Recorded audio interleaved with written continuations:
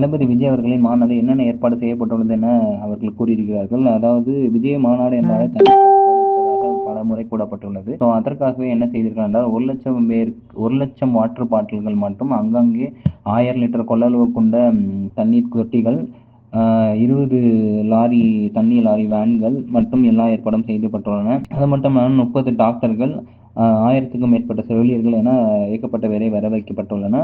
முகாமும் 100 மீட்டருக்கு ஒரு முகாம் சரௌண்டிங்ல எல்லா பக்கமுமே செட் பண்ணி வச்சிருக்கிறதா ஆதவ அர்ஜுனா அங்க எல்லாருமே சொல்லியிருக்காங்க. அங்க அமைக்கப்பட்டு அது மட்டும் இல்லாம ஒரு டென்ட்டுக்கும், அதாவது area wise, age wise, something இந்த கேட்டகரி வைஸ் பிரிச்சு வச்சிருக்காங்க. ஒரு இதுலயுமே 30,000 பேர் மட்டும் கொள்ளளவு இருக்கிற மாதிரியும் பிளான் பண்ணி வச்சிருக்காங்க. அதிகபட்சம் நாளைக்கு மாநாடுக்கு எப்படியுமே லட்சக்கணக்கில் ஆட்கள் வருவாங்கன்னு பயங்கரமா எதிர்பார்க்கப்படுகிறது.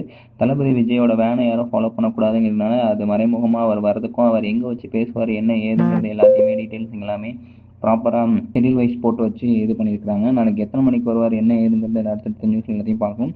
விஜயமங்கலத்தில் நடக்கிற இந்த விஜய் மாநாட்டிற்கு ஏகப்பட்ட பேர் செல்வதற்கும் ரெடியாக இருக்கீங்கள்.